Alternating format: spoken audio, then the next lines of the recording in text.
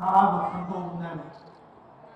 శోకతప్తమైనటువంటి హృదయంతో ఆ గర్జన స్వరంతో కన్నీటితో నరమహారాజుతో మాట్లాడుతున్నాడు. మొదటిసారి ఆవిడకి కూడా అనుభవం.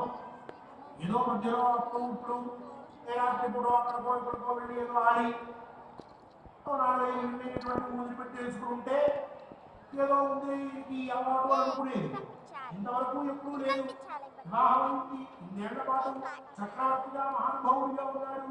ప్రపంచాన్నంతా ఏమైనటువంటి వాడిగా కనిపించాడు. మహాయాగాలు యజ్ఞాలు చేశాడు. అది ధర్మాత్ముడిగా ఉన్నాడు. అటువంటి వాడి ఇలా కూర్చుంటూ ఒక్కసారిగా ఆ మార్పు ఏమిటి? అలా కూర్చుకుపోయి వాడితోటి ఆ పుష్కరుడితోటి ఈ జోదం ఏమిటి, మొత్తం అన్ని నష్టపోవడం ఏమిటి అని తెగ బాధపడిపోతూ ఆమె ఆయనతో మాట్లాడుతూ ఉన్నది. అందరూ ద్వారం దగ్గర ఉన్నారు.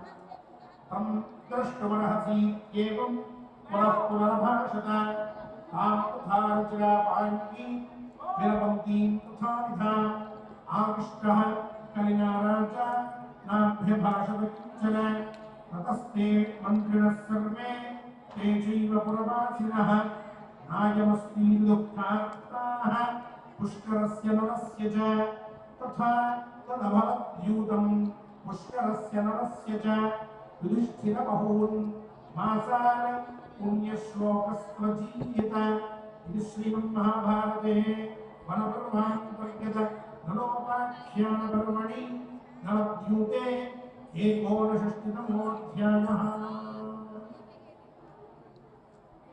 ఆవిడ నీకోసం అందరూ వచ్చారు, ద్వారం దగ్గర ఉన్నారు, ఒక్కసారి వాళ్ళందరినీ మీరు చూడాలి, రండి అని చెప్పినప్పటికీ కూడా కానీ ఆవేశించింది కదా నరమహారాజుని. ఆయన అంత బాధపడుతూ ఉన్నప్పటికీ గమనించి ఏడుస్తూ మాట్లాడుతూ ఉన్నప్పటికీ కొంతమంది ఉంటారు, వాళ్ళు ఇంట్లో ఉన్నటువంటి వాళ్ళు ఎన్ని అఘాత్యాలు చేసుకుంటా ఉన్నా, ఎన్ని కష్టాలు పడుతూ ఉన్నా, తినడానికి తిండి లేకపోయినా వీళ్ళ చూడాలని ఆపరు. ఏమిటి ఇదే ఆ దోషం అనేటువంటిది బట్టి పీడిస్తూ ఉన్నట్లు, ఆ బాధ వారిని పట్టుకుని ఉన్నట్లుగా అర్థం. వినట్లేదని ఒక్కసారి రావాలా వాళ్ళందరికీ చూసుకో అంటోంది ఆవిడ. వస్తాడేమో వీళ్ళందరూ కొంచెం ఆయన మనసు మారుస్తాడని అసలు ఆ ప్రయత్నాన్ని మేము ముందుకోవట్లేదు. మహారాజు లేవట్లేదు, అక్కడి నుంచి అలాగే కూర్చుని ఉన్నాడు. ఏం మాట్లాడలేకపోయింది. ఎదురు చూశారు ప్రారం దగ్గర ఉన్నటువంటి పురజనులు అందరూ కూడా వాళ్ళు ఏమి మాట్లాడలేకపోయారు.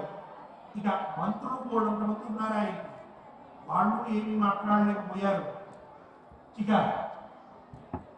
ఈ నరమహారాజు మనకి దక్కడు అయిపోయింది అని వాళ్ళంతా నిశ్చయించుకుని ఏడుస్తూ వాళ్ళ ఇళ్ళకి చేరారట పురజనులు అందరూ కూడా. అయినా ఆడుతూనే ఉన్నాడు నరమహారాజు. ఇల్లు పోయిందా ఇంకోటి, ఈ రాజభవనం పోయిందా ఇంకోటి తీసుకురా, అది పోయిందా ఇంకొకటి తీసుకురా, అది పోయిందా ఇంకొకటి తీసుకురా, అక్కడ తీసుకొచ్చినటువంటి విశ్వం ఉంది కదా అది పెట్టేసేయండి, ఆయుధాల్లో గెలిచినటువంటి ఆ భూమి ఉంది కదా దానంతా పెట్టేయండి అంటూనే ఉన్నాడు. నష్టపోతూనే ఉన్నాడు. సంపద తరగట్లేదు, ఈ జూదం ఆగట్లేదు. కొంతకాలానికి సంపద తరగడం అయిపోయి జూదంలో ఎన్ని సంపదలు ఉన్నా ఒక్క క్షణంలోనే అవన్నీ కూడా పోయే అవకాశం ఉంటుంది. కొంత జాగ్రత్త పడితే కొంతకాలానికైనా మొత్తం ఊడ్చుకుని పోవాల్సిందే తప్ప ఏది మిగలదు. ఈరోజు వచ్చిందనుకుంటాడు, రేపటి దాంతో పాటుగా అంతా పోతుంది. దూరం అనేటువంటి అలాగే పోయి నరమహారాజు అయితే అంటున్నాడు బృహదర్శ మహర్షి, ధర్మరాజా ఆ పుష్కరుడికి ఈ నరుడికి ఇలా ఈ జూదం జరుగుతూ ఉంటే యుధిష్ఠిర బహూన్మాసాన్ పుణ్యశ్లోక ఆ నరమహారాజుకి పుష్కరుడికి కొన్ని నెలల పాటు ఈ జూదం జరిగింది. అంటే ఎంత సంపద ఉందో చూడండి నరమహారాజు.